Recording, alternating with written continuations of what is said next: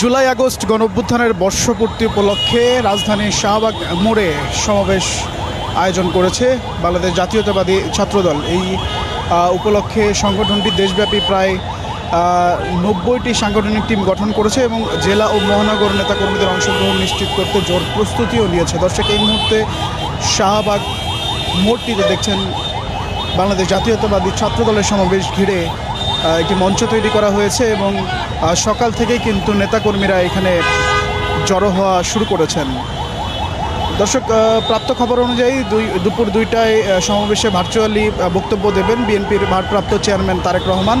সমাবেশস্থলে উপস্থিত থাকবেন দলটির মহাসচিব মির্জা ফখরুল ইসলাম আলমগীর ও ছাত্র বিষয়ক সম্পাদক রাকিবুল ইসলাম বুলবুল। দর্শক, জানিয়ে রাখি যে জুলাই অভ্যুত্থানের পর ছাত্রদলের এটিই প্রথম বড় জনসমাবেশ। তবে চিরাচরিত মিছিল বা ব্যানার বা ফেস্টুন এই সব বিষয় কিন্তু থাকবে না। ছাত্রদলের কেন্দ্রীয় সমাবেশকে শান্তিপূর্ণ ও শৃঙ্খলাপূর্ণ রাখতে এসব উপকরণ না আনার নির্দেশনা দেওয়া হয়েছে। একই সাথে দর্শক, ছাত্রদলের একটি বিবৃতিতে সমাবেশ ঘিরে জনভোগান্তির আশঙ্কায় আগাম দুঃখ প্রকাশ করেছে ছাত্রদল এবং সংগঠনের দপ্তর সম্পাদক মোহাম্মদ জাহাঙ্গীর আলম স্বাক্ষরিত বিবৃতিতে কিন্তু বলা হয়েছিল ব্যস্ত রাজধানীর কর্মদিবসের সমাবেশের জনভোগান্তি সম্পর্কে ছাত্রদল অবগত। তারপরও নগরবাসীকে বিষয়টি সহানুভূতির সঙ্গে বিবেচনার অনুরোধ করেছে ছাত্রদল। দর্শক, এই মুহূর্তে দেখতে পাচ্ছেন যে মঞ্চটি রয়েছে সেই মঞ্চটি ঘিরে কিন্তু নেতাকর্মীরা উপস্থিত হওয়া শুরু করেছেন।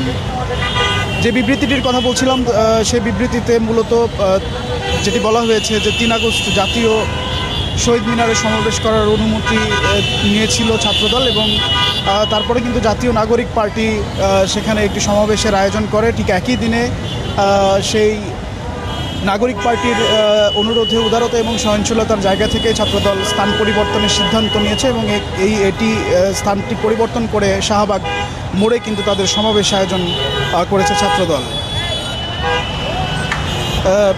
বিবৃতিতে কেন্দ্রীয় ছাত্রদলের পক্ষ থেকে 6 দফা নির্দেশনা দেওয়া হয়েছে। 6 দফা নির্দেশনায় উল্লেখ করা হয়েছে কোনো ধরনের ব্যানার, ফেস্টুন, প্ল্যাকার্ড বহন করা যাবে না। এটি একটি অনন্য নজির। প্ল্যাকার্ড বহন করা যাবে না এবং কোনো ধরনের ব্যানার, ফেস্টুন বহন করা যাবে না। সমাবেশের শুরুর আগে থেকে প্রতিটি ইউনিটকে অংশ নিতে হবে এবং শেষ পর্যন্ত উপস্থিত থাকতে হবে।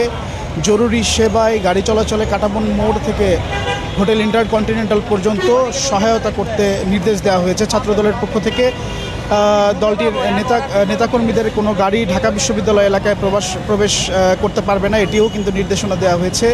একই সাথে ব্যক্তিগত শোডাউন ও মিছিল নিয়ে সমাবেশ স্থলে যাওয়া নিষিদ্ধ এবং সমাবেশের সংশ্লিষ্ট ইউনিটের নির্ধারিত স্থান পরিষ্কার করার নির্দেশনাও কিন্তু রয়েছে।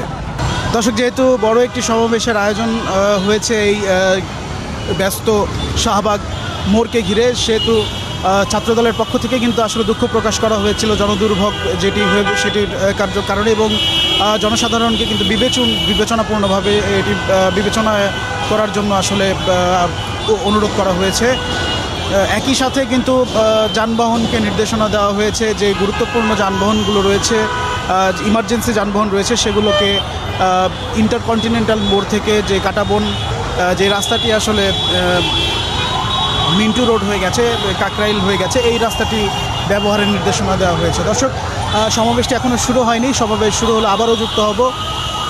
এই ছিল সর্বশেষ তথ্য। নতুন কোনো আপডেট পেতে যুক্ত থাকবেন দৈনিক মানব জমিনের সাথে।